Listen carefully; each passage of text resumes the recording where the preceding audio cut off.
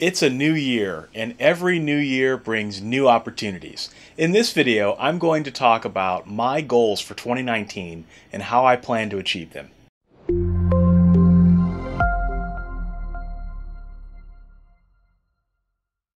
What's up, guys? My name is Michael Laurent with Author Level Up, helping you write world-class stories better and faster. And I create these writing videos because I believe that each of you has Stephen King level talent, and you just need help unlocking it. If you're new here, consider subscribing and click that little bell to get helpful writing videos every week. And in this writing video, we're talking about my plans for 2019. The projects I'll be working on and all that good stuff. So I'm putting my business hat on for this video, so apologies in advance if some of this stuff is very analytical, but that's just kind of how I think. But I have to keep remembering that this is some stuff that you guys tell me that you want to see every once in a while, so here we go. I don't know about you, but I've always found that goal setting can be somewhat of an art. Some years I surpass my goals before the year is over, and other years I get nowhere close. And yes, I set many of my goals 18 months in advance because I think it's just a smarter way to plan, because it focuses you to think bigger picture. It's also a holdover from me working in corporate America for a long time, and I just prefer it. For more info on how I plan and set goals, watch my video on goal setting. In my 2018 wrap-up video, I talked about how I have 4 key focuses in my writing business: people, profit, expenses, and growth. I set goals for each of those with projects that I assign to myself. I tend to be, conservative with my planning, since you never know when life will happen, and I talked about in my 2018 review video that a lot of things happened to me last year at the end of the year that I just couldn't have planned for. So I don't know what my employment will look like early in the year. I don't know what's going to happen with all the other things, the projects that I'm working on, if one book will be successful, if another book won't be successful. So I may have to take some time for family illness issues as well later on this year. So I try to think about all those things and then build a buffer into my time for my goals so that it just kind of helps me plan a little bit better. For the people component of my business, I have 3 pillars: understanding my audience, creating clear choices for my readers, and professional and meaningful interactions with my audience. So my urban fantasy project hits all 3 of these. By committing to urban fantasy and writing only in the genre, what kind of things will I learn about those readers? How might having only one pen name with one clear choice affect my sales, sell-through, and mailing list signups? I don't know yet. Honestly, I don't know, but I'm eager to find out. So what could I learn from opening the door to my process and getting reader feedback in writing my books, which is generally something I wouldn't do? I don't know, again, but I'm looking forward to finding out. So my goal is to finish the Urban Fantasy Project sometime in the first quarter, with the official course that follows to be released sometime in the second quarter. So the Urban Fantasy Project is my main project in this area, but I also started another project late in 2018 to capture some information about how readers are engaging with my content. It involved using tracking links and paying closer attention to my website and mailing list traffic in terms of how people find me. I've put the right components in place, and by the end of 2019, probably in fourth quarter, I'll have enough data to make some informed decisions, and I can hopefully start investing in next level technology like heat maps and A/B testing on both michaellaurent.com, authorlevelup.com to see what kinds of website content resonates with the visitors most. That way I can start organizing my pages intentionally and writing copy on those pages intentionally to speak to my readers. Until now, I've just been winging it, and my website traffic hasn't been substantial enough to understand what is really working on my websites. But by the end of 2019, my situation should be different. I'll be designing new websites with this information, probably in 2020 for all of my different pen names. The second focus of my business is expenses. How can I be more efficient and spend strategically to make more money?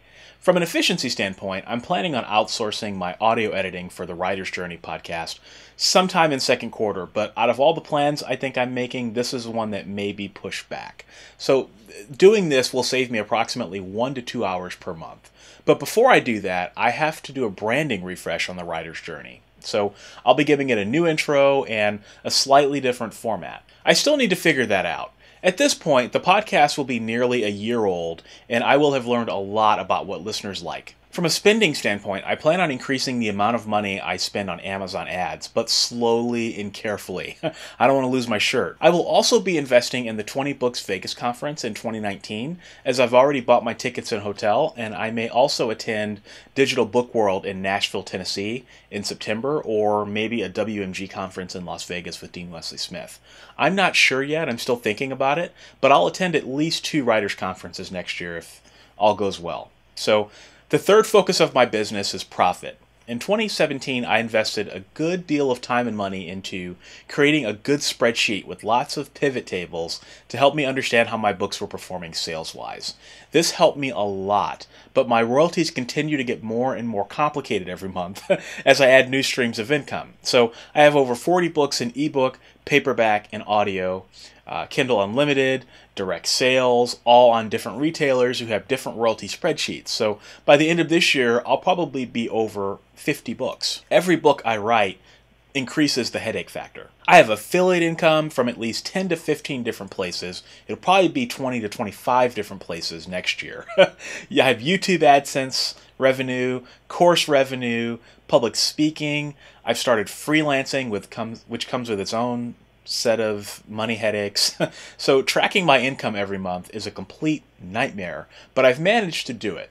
My goal for 2019 is to revamp my tracking to be a little bit more flexible now that I know exactly what I need to be tracking. In the short term, that probably looks like hiring a virtual assistant in the next 2 or 3 years to potentially help me with this so that we could work together to create a leaner spreadsheet that does what I need it to do while taking as little time as possible. The longer term, probably 3 or 4 year goal here is to create an efficient bookkeeping system that grows and evolves along with my business model. And honestly, I don't have that yet.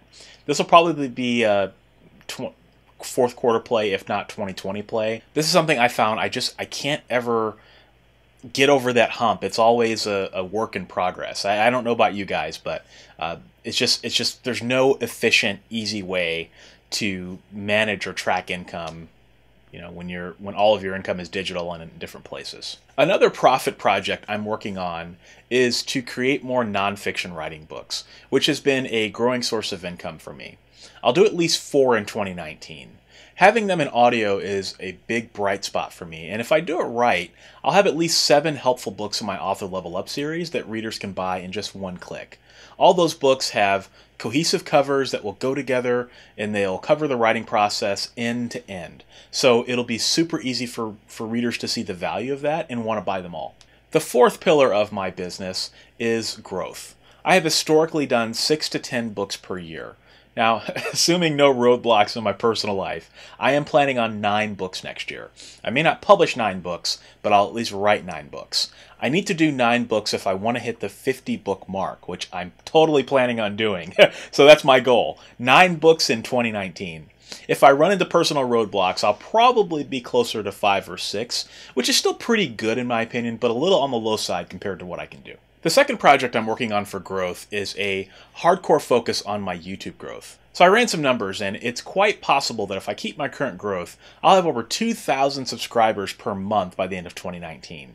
That's over 24,000 subscribers in 1 year. Like, that's cool and all, you know, but I'm not a vanity metric kind of person. Like, I love the fact that I'll have that many subscribers, but I'm not really thinking about that. What I'm really thinking about is, how am I going to serve those subscribers? You know, how am I going to flex and start thinking now about the content that I can create so that in 2019 there will be plenty of interesting and cohesive videos for all those new viewers to watch. How do I keep it interesting? How can I create better thumbnails to make everything gel together better and get more clicks? What can I do in my videos to ensure that you guys are engaged and watch more? So YouTube is all about watch time. So the more people watching my videos, the better, but I have to be engaging, and I found that that is a work in progress, because if you look at my videos now compared to my videos 6 months ago, compared to the videos that I was creating, you know, with Author Level Up 1.0 with the nice fancy Apple background, right? Like, it's all different. I've learned a lot in the last 3 years about what it takes to keep people engaged, right? I'm not perfect at it, but I have to get better. And so I'm always thinking ahead about what it is that you guys want and how I can serve you with with videos that meet your needs. So the question I'm asking myself is, what does the channel look like a year from now when I think about trends and what writers are going to need? Believe it or not, that involves listening to a lot of podcasts, watching a lot of YouTube videos, reading publishing industry news, and so much more, so that I can go where the puck is headed. I don't want to get stale. So those are my goals. To recap, in 2019, I plan to write 9 books, 4 nonfiction and 5 fiction. That'll probably put me at around 400,000 words for the year. I also plan on attending 2 writers' conferences, and in the first quarter, I am going to launch my urban fantasy project, which I'm super excited about, with my new pen name, and then I'm going to refresh the Writer's Journey podcast to align it better with my brand. In second quarter, I'm going to launch my first true online course. I'm also going to outsource my audio editing for the Writer's Journey if funds allow. In the third quarter, I'll be reinvesting into how I track my royalties. In the fourth quarter, I'm hopefully going to invest in some analytics like heat maps and A/B testing to learn more about my readers and how they interact with my website. And as far as the other elements of my life go, assuming I have a job and that I'm healthy and that my family issues go away, my wife and I do plan to buy a new house sometime in the first or second quarter too. So that's something I got to plan for, because that will completely derail my YouTube shooting. It'll derail my podcast shooting. So a lot of things to think about. We've outgrown our current house, so that means that I'll have a new background for my videos, so that'll require some planning and forethought and all the things that come with purchasing a new house. So I'll be continuing with law school classes, so I'm still going to have that, and then once 2019 is over, I'll be more than 50% done with the law school program, which should set me up to finish sometime in 2020. But again, anything can happen, and I'm not going to be devastated if I have to take a little bit longer to finish the program. Or, who knows, right? My urban fantasy project could do really well accelerating some of my goals or changing them entirely. Honestly, things will probably be different for me in January 2020, and this year has been, I don't know, notoriously difficult to plan, and I'm not really holding myself to the goals like I did with 2018, but I've always found that it's a good idea to make SMART goals, SMART like the acronym SMART, goals, so that I can at least have a priority for the year. But I don't know about you guys, but I'm always thinking long term. I care far more about the long-term goals than the short-term goals. What I'm doing right now, it's just a means to kind of get to the next step. So I'm going to take my business hat off now. So that's what's on my plate for 2019. It's what I'm planning, it's what I'm thinking about, and I would love to hear your guys' goals for the year. So I invite you to put your business hats on and share your goals with me in the comments, and we can have some conversations. So thanks for watching, and I'll see you in the next video.